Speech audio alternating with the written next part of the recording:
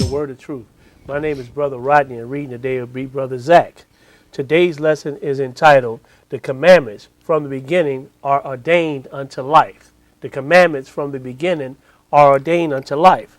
And we're going to start the lesson off in Deuteronomy, the 30th chapter, in verse 10. Deuteronomy 30 and 10.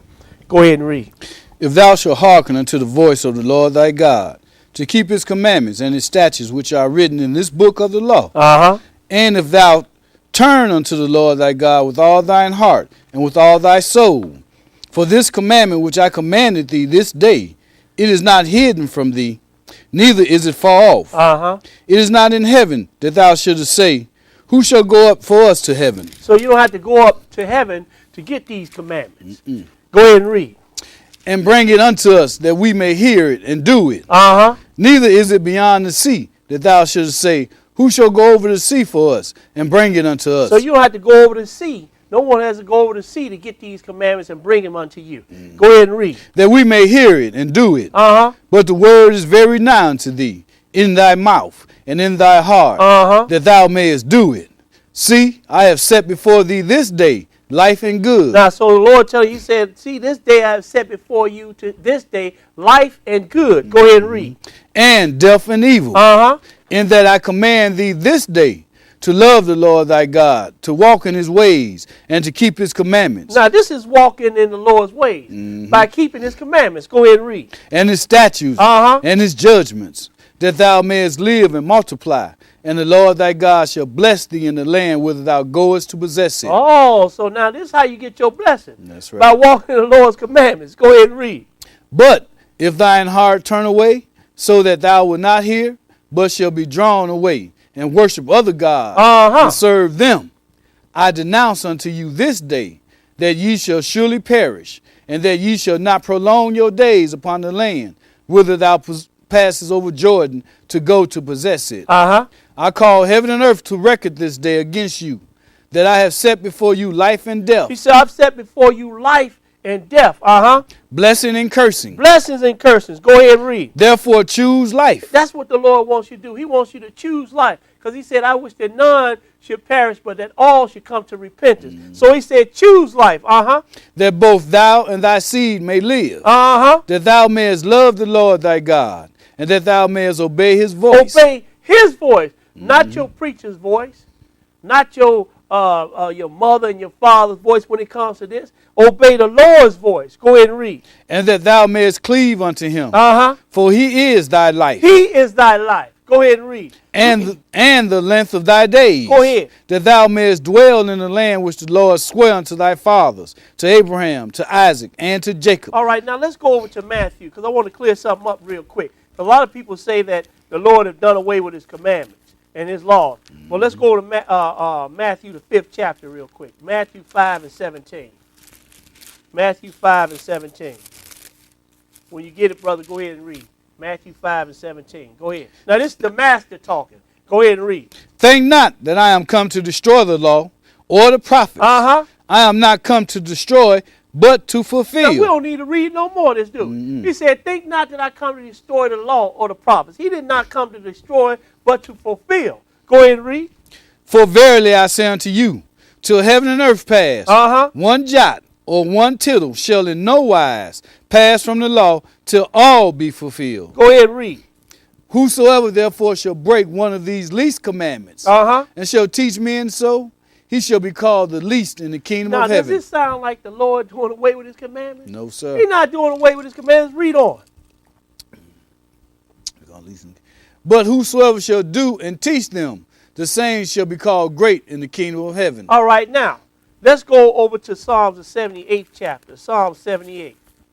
And we're going to pick it up at verse 1. Psalm 78 and 1. When you get it, go ahead and read it. Psalm 78 and 1. Give ear, O my people, to my law. Incline your ears to the words of my mouth. I will open my mouth in a parable. I will utter dark sayings of old. Go ahead. Which we have heard and known, and our fathers have told us. We will not hide them from their children, showing to the generation to come the praises of the Lord, and his strength, and his wonderful works, that he have done. Go ahead. For he established a testimony in Jacob. He established a testimony in Jacob. Go ahead. And appointed a law in Israel. Which he commanded our fathers that they should make them known to their children. And that's what we're going to do. That's what we do here. We make these commandments known to people and to our children. Go ahead and read. That they might set their hope in God and not forget the works of God, but keep his commandments. Go ahead. And might not be as their fathers, a stubborn and rebellious generation, a generation that set not their heart aright. Now that's what you being stubborn and rebellious when you don't keep the Lord's commandments. You're going around telling people you don't have to keep the Lord's commandments. You are being stubborn and rebellious because all through the book, we're going to see all through the book, in the old book and the new book, that the Lord wants you to keep his commandments. Go ahead and read. And whose spirit was not steadfast. This is the way that you're going to get eternal life.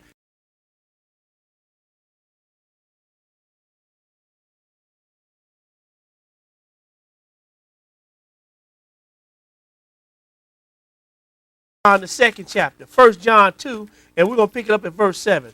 1 John 2 and 7. When you get it, go ahead and start reading. Brethren, I write no new commandment unto you, but an old commandment. Oh, so John telling you over, he said, I write no new commandment unto you, but it's an old commandment. Go ahead and read. Which ye had from the beginning. The one that you had from the beginning, The old commandment is the word which ye heard from the beginning. Again, a new commandment I write unto you. Now he said, I'm writing a new commandment unto you. Then he said, go ahead and read. Which thing is true in him and in you, because the darkness is past and the true light now shineth. Now this new command, one of the new commandments that he wrote unto you, he said, if you hate your brother and you have no light in you, or you in the darkness if you hate your brother. But we're going to see some more that the Lord strapped on for you to keep as far as his commandments go.